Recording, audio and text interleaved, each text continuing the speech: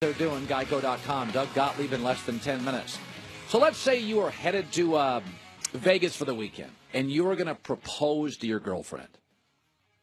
You know, you'd probably have flowers in the room. You'd plan a really romantic dinner. Then you'd pop the question, and you'd have maybe a ring. What you wouldn't do is go golfing all weekend and gambling and catch up with her, you know, on Sunday afternoon as you're leaving town. That wouldn't be smart. That's what a dumb guy would do. So I want you to think about this for a second. What are the three things we know about Oklahoma City? It's not a free agent destination. There's now a real stigma of playing with Westbrook, and Paul George can go anywhere he wants now. So don't you think, like that guy who goes to Vegas who's going to propose, because once Paul George leaves, Melo's shot, nobody now is going to want to play with you. Don't you think maybe you would have gone into this series and said, I got to take care of Paul George. I got to make sure Paul George gets shots. I'm proposing to Paul George over this series, win it or lose it. Knowing, obviously, this is not a free agent hub. There's that stigma that Durant left because Westbrook's hard to play with. You think Westbrook would have a little self-awareness? No. He shot more and passed less and hit fewer shots. He shot 82 times in his final two games, but Paul George was no good. Oh, so once again, it's Westbrook's teammates. It's sort of hard to get into a rhythm with a guy who ignores you for long stretches. I now have proof of 9 different players who have left Westbrook, and their efficiency numbers have all gone up. Sort of hard to play with. You get out of a rhythm. He ignores you. You feel like isolated on a wing watching him. I mean, the 3 guards that everybody told me were going to change the league, and I didn't buy into any of them. John Wall, Derrick Rose, and Westbrook. And for the same exact reason. They have no self-awareness. No self-awareness. John Wall doesn't get along with Bradley Beal. Are you kidding me? He's a shooter. You can't shoot, John. He's your best friend forever. Buy him cars, whatever. You take care of a guy who can do what you can at the guard position. Shoot. Derrick Rose, get on the phone. LeBron was a free agent. It's not my job. Westbrook went into the weekend knowing that there is a stigma about him. With Paul George, there's going to be no free agents going to want to come if this doesn't work. And you shoot 82 times in 2 games? More shots, fewer go in. Paul George stands in the corner waiting for you to do something, and you shoot more. Listen, here's the most threes ever taken in the game. Ray Allen, Steph Curry, Klay Thompson, Damian Lillard, that makes sense. They're all great three-point shooters. Oh, wait, who's number 1? Westbrook, who's a terrible three-point shooter. He couldn't handle the Utah fans. They drove him crazy. Utah fans have been yapping at everybody forever. Nobody handled it worse than Westbrook. He couldn't get through a press conference without being awkward. And all of his weird, quirky habits, they get worse in the playoffs. The last 2 years, he shot 32% in the fourth quarter. So don't blame Paul George. He wasn't here last year. Successful people have always understood you can't do it alone. You got to learn to delegate. The dumb guy's the one that bangs his head on the wall. Give me more. 80 hours a week, 90 hours a week, 100. Delegate, pass, include. You had a weekend. You were going to propose. If not, you needed to. And you went golfing and gambling. You're never going to get another Paul George on the open market. Win or lose the series, you had to take care of him. And you didn't. Let me say this about the NFL draft. The Cleveland Browns not only took Baker Mayfield number 1, they thought he was far better than every other quarterback. No, I'm serious. Because they had the first and the fourth pick, and the Giants weren't taking a quarterback. So by taking Baker 1, what you're saying is, no, we're not going to take Saquon Barkley. and then watch the Giants and Jets take who they take. We think Baker is so much better than Rosen, so much better than Darnold, so much better than Lamar Jackson, so much better than Josh Allen that we got to take him number one. Okay, okie dokie. Then at the fourth pick, the best defensive player on everybody's, I called 4 scouts of different teams. Bradley Chubb was the number one defensive player on every board, and it frankly was an easy year. They didn't take him either. Now let me say this about Baker Mayfield. I've never said he's going to be a bust. I said Johnny Manziel would be a bust, and I said Tim Tebow would be a bust. Baker Mayfield actually throws a very accurate football, and that's a real thing in the NFL, like a really important thing. I think he's undersized. I think he lacks maturity and judgment, and I think he's a marginal athlete who likes to run more than he's going to be able to in the NFL. But I think he can win some games. I just think his ceiling is really, really low, and people think he's the next Russell Wilson and Drew Brees. I do not. It's not that Baker Mayfield will play 8 games and just disappear. It's that the Cleveland Browns had 2 of the first 4 picks and did not maximize either. Denzel Ward will play for many years, and I think Baker will hang around for a while. But when you have the first and the fourth, you take the best offensive player and the best defensive player. And on no board except Cleveland's was Denzel Ward the best defensive player and Baker Mayfield the best offensive player. Again, Johnny Manziel, I called bust. Tim Tebow, I called bust. Baker will win some games, and this is the way the world works, where people have no interest in getting it right. They want to be right. So when he goes like 4-12, you'll, of course, credit Baker as being a wild success. And in Cleveland, 4-12 these days is. But they didn't maximize an opportunity that you almost never get in this league. The chance to get the best offensive player and the chance to get the best defensive player. And they failed with both. Veteran newsman John Goulet. No. Turn on the news. This is the Herdline News.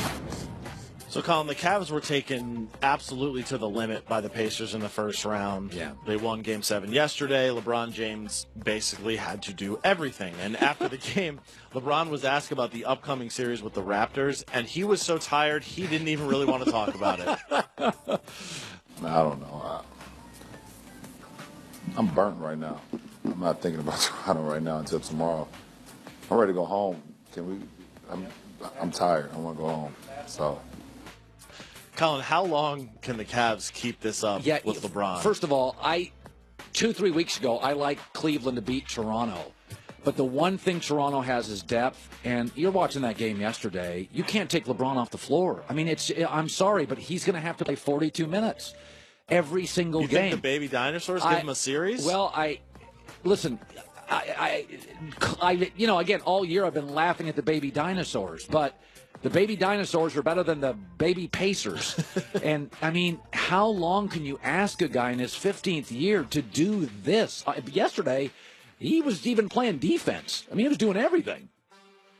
Sticking with that series, the Pacers, I think, did better than anyone probably would have expected them to do. I certainly don't think anyone had a Game 7 that came down to the final minutes. After the game, their star, Victor Oladipo, had some strong words for the Pacers naysayers. If y'all don't respect the Indiana Pacers now, I have no respect for you. And that's just how I feel. Nobody thought we were going to be here. No one. Not one person. But us in the locker room. And I feel like we've earned our respect from everyone. Now, if you don't respect us, then that's fine. That's your opinion. But I believe we've earned it. I agree that they did. Most people probably didn't even have them as a playoff team, Right. and then they went to 7. But here's the thing. This is exactly who we always knew the Pacers were. Again. This is the 5th time in 7 years they have gone to the playoffs and lost to LeBron. Yes. This is exactly what they've always been. By the way, they did, in actuality, pretty well in the Paul George thing. I mean, Sabonis is a nice player, getting better. Victor Oladipo in the East, anyway, is an all-star level player. I thought they were fun to watch. I don't like crazy Lance Stevenson. He wears me out. But In the end, Indiana is, you'd say they're better than I thought. Listen, in every game that LeBron had to win, he completely dominated. He lost games he could lose. But in your game, in those games that he had to win historically, that you win the series if you win, game 1, game 5, or whatever, he won those games and dominated them. Indiana, once again, in crisis, was overwhelmed by LeBron. So it's the same old story. And finally, now that the draft's over, Vegas has its chance to alter its predictions for the win totals for the season a little bit. Yeah. According to Vegas, the NFL team that is favored to win the most games now in 2018 is the Patriots. They basically replaced what they lost. Belichick 2 weeks ago was all grumpy. We don't draft on need. We don't draft on need. That's funny. They drafted a tackle, which they needed, a running back, which they needed, and a cornerback they traded up to get that they needed. So Nate Solder, Deion Lewis, and Malcolm Butler are gone. They drafted with good picks those picks. So all these coaches say it's not about need, it's about value.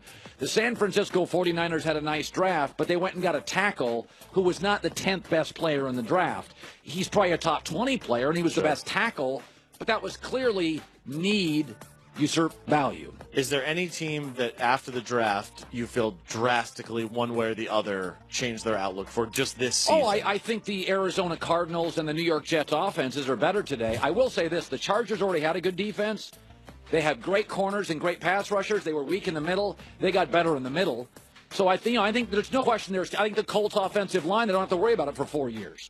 So I absolutely think there are teams. I mean, the Cowboys, between Tavon Austin, adding Allen Hurns before the draft, the kid they get, Colorado State, they're going to be fine at wide receiver. Are they going to be elite? No, but they're going to be fine. There's no question the draft helped people. That part, New England got, for the first time in a long time, Brady has a 25-carry-a-game running back. He doesn't ever get that. So he's got sort of a Corey Dillon thing he hasn't had for a long, long time.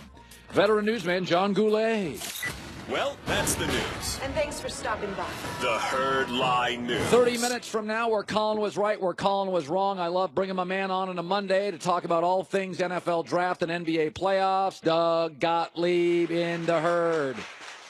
All right, Duggar. Listen. Westbrook is great. He wears me out. Like at this point, Doug, whether you like him or not, and you've been even though you're from the Oklahoma area and you have a lot of connections there, you've been very fair with it. At this point, there's a brand. Like we can't deny the issue, right? Yeah, he is what he is. Yeah. Right? Yeah, that's the and everybody goes, "Oh, yeah, he's 43 shots." Now, I will defend Russell Westbrook on two different parts. Remember, Paul George was 2 of 18 in Game 6. So the people who say, you should have gotten the ball to Paul George more, Paul George was 2 of 18. And Carmelo Anthony is washed up. Yeah. This year, they're like, well, we'll make him into a jump shooter. He couldn't make jump shots in this series, and he can't guard anybody. They didn't even play him in the fourth quarter there for a good stretch of time until the very, very end against the Utah Jazz. So I will defend him in that he was the only person capable of picking them up. I'll also defend him in an atrocious missed call. They fight all the way back to being down 3. Paul George catches the ball outside the three-point line. He pump fakes and lifts Rudy Gobert, and Rudy Gobert makes a little bit of contact as Paul George jumps into him. We've seen this play 1,000 times over. Should it be called a foul? Probably not. Is it called a foul? Every time, especially when it's a star player. Quinn Snyder's over there in the sideline holding his head. So this game likely should have gone to overtime and could have been an incredible comeback, just not like the comeback in Game 5.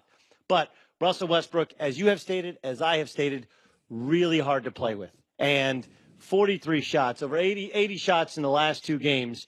He is what he is, and he's going to be in Oklahoma City for the rest of eternity. They got Carmelo's contract. This thing's in bad shape. It's a mess. I don't see any way Paul George comes back. I think Paul. By the way, you got Lonzo Ball and Ben Simmons. Both could elevate him. I think he will. I think you get him a little bit of a bargain now because the theory now is like, God, he was awful late. You put him with Ben Simmons. You put him with Ben Simmons.